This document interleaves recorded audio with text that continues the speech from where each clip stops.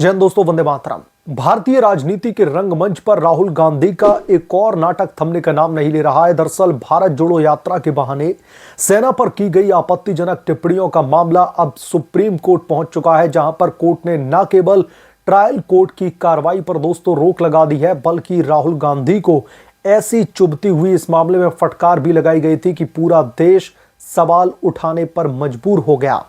अगर आप सच्चे भारतीय होते तो फिर इस तरीके की टीका टिप्पणी सेना पर नहीं करते।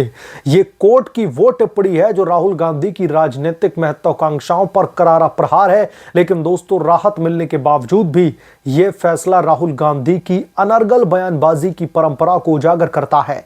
क्या यह राहुल गांधी की राजनीति चमकाने की सस्ती चाल है, या फिर सेना जैसे पवित्र संस्थान को निशाना बना करके वोट बैंक की राजनीति? और वोट बैंक की राजनीति भी कहां राहुल गांधी की सक्सेसफुल हो रही है, उसमें भी लगातार उन्हें जो है झटके पर झटके लग रहे हैं। इस रिपोर्ट में दोस्तों हम कोर्ट के फैसलों को गहराई से उसकी दरअसल पड़ताल करेंगे और राहुल गांधी की इस नौटंकी को भी एक्सपोज करेंगे। आपसे गुजारिश है कि आप लोग अपने विचारों को कमेंट करके जरूर बताएं। सब कुछ दोस्तों शुरू होता है दिसंबर साल 2022 से, जब राहुल गांधी अपनी भारत जोड़ो यात्रा के दौरान चीन भारत सीमा विवाद पर बोल रहे थे। एक रैली में उन्होंने यह दावा कर दिया कि 2000 वर्ग किलोमीटर भारतीय भूमि चीनी के कब्जे में जा चुकी है। यह बयान न केवल तथ्यों पर सवाल उठाता है, बल्कि भारतीय सेना की बहादुरी और सरकार की नीतियों पर सीधा प्रहार था। शिकायतकर्ता उदय शंकर श्रीवास्तव ने इसे सेना की मानहानि मानते हुए लखनऊ की ट्रायल कोर्ट में दोस्तों मुकदमा दायर किया। कोर्ट ने राहुल गांधी को तलब कर लिया, लेकिन राहुल गांधी ने इसे राजनीतिक साजिश बता करके इलाहाबाद हाई कोर्ट में चुनौती दे डाली। वहां पर 29 मई 2025 को उनकी इस अर्जी को सिरे से खारिज कर दिया जाता है। अंततः यह मामला दोस्तों सुप्रीम कोर्ट की दहलीज पर पहुंचता है, जहां पर राहुल गांधी के वकील अभिषेक मनु सिंघवी ने दलील दी कि विपक्ष के नेता को देश के मुद्दों पर सवाल उठाने से नहीं रोका जा सकता।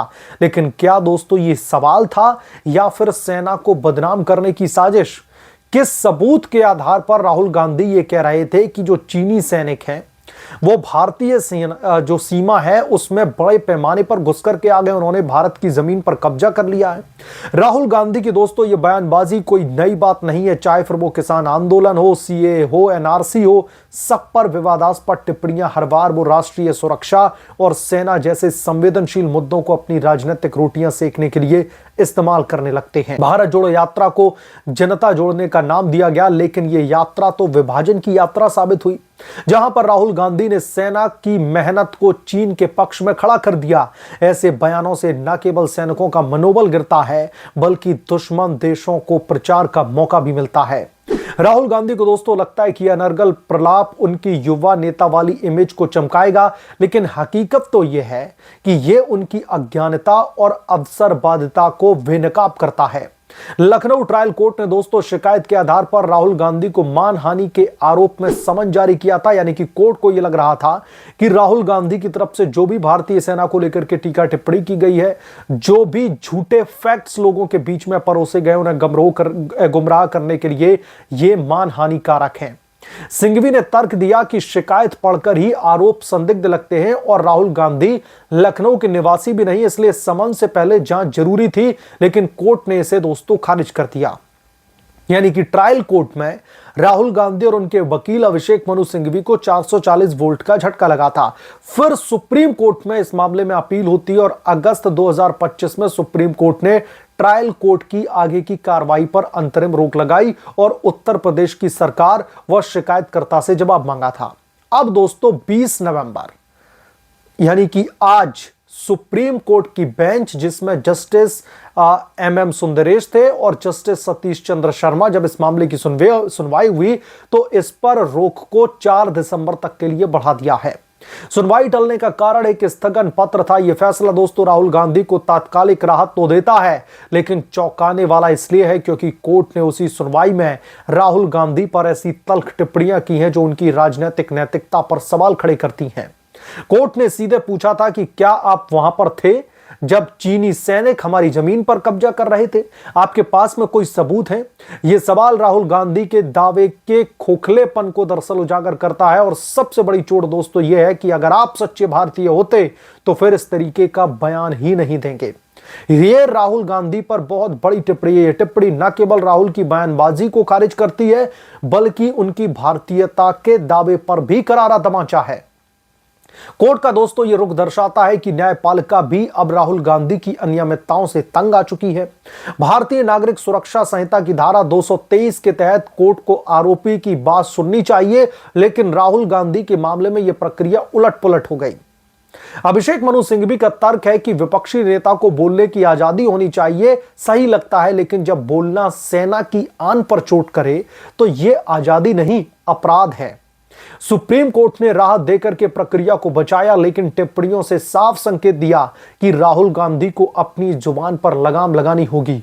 राहुल गांधी की राजनीति का मूल मंत्र है अनर्गल बयानबाजी, चाहे वो संसद में अनपढ़ कहकर के प्रधानमंत्री को निशाना बनाए या फिर विदेश में भारत को गरीब देश बता करके शर्मिंदा करने का हर एक कदम पर वो राष्ट्रीय हितों को ताक पर रख करके व्यक्तिगत महत्वाकांक्षाओं को प्राथमिकता देते हैं।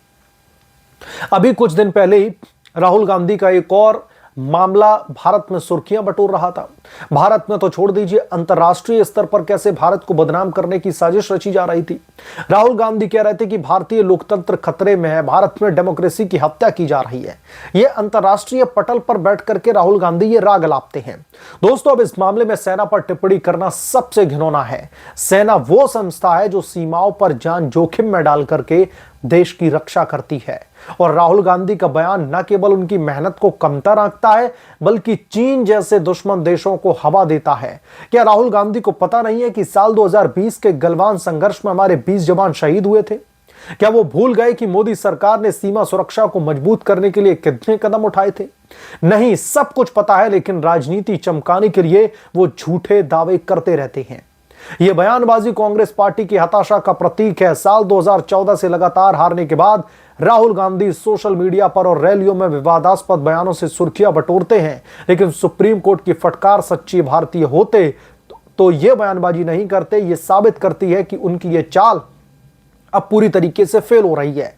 अगर राहुल गांधी सच्चे विपक्षी नेता होते तो वो रचनात्मक आलोचना करते, ना कि सेना को बदनाम करते। उनकी यह प्रवृत्ति न केवल लोकतंत्र को कमजोर करती है बल्कि युवाओं को गुमराह करने का भी काम करती है। जनता अब समझ रही है कि राहुल गांधी की यात्राएं देश जोड़ने के नाम पर तोड़ने का माध्यम मात्र हैं। राहुल गांधी को बस बहाना चाहिए किसी भी तरीके से सरकार को घेरने के लिए। चलिए, आप विपक्ष के नेता हैं, आप नेता प्रतिपक्ष हैं, आप सरकार को घेरिए, लेकिन भारतीय सेना के ऊपर इस तरीके की टीका टिप्पणी।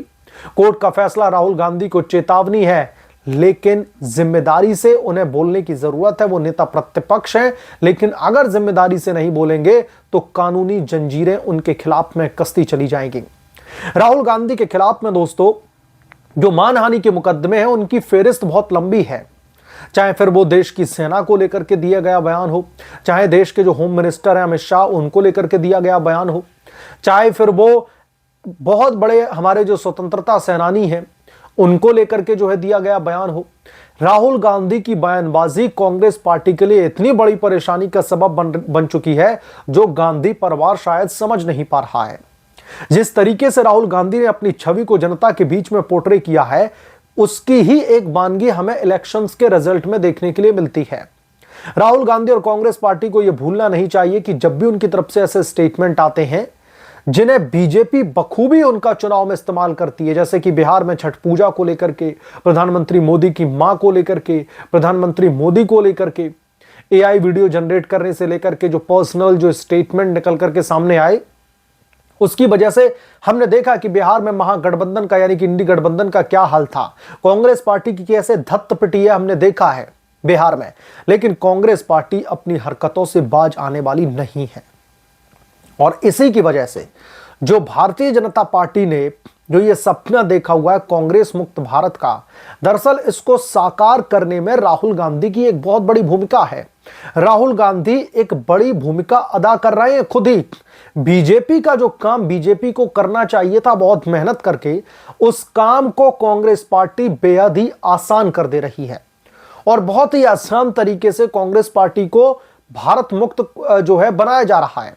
कांग्रेस पार्टी चुनाव दर चुनाव हारती चली जा रही है और कोर्ट की तरफ से जैसे उनको लताड़ा जाता है, वो भी राहुल गांधी को सबक सीखने की जरूरत है, लेकिन ये सबक नहीं सीखते। बहरहाल राहुल गांधी को लेकर के कोर्ट ने जो राहत तो दे दी है, लेकिन उनके खिलाफ में जो समन जारी किया गया था और अभी सुनवाई टाली है। राहुल गांधी से संकट के बादल नहीं जो है हटे हैं, अभी भी उनके ऊपर कार्रवाई की तलवार लटक रही है।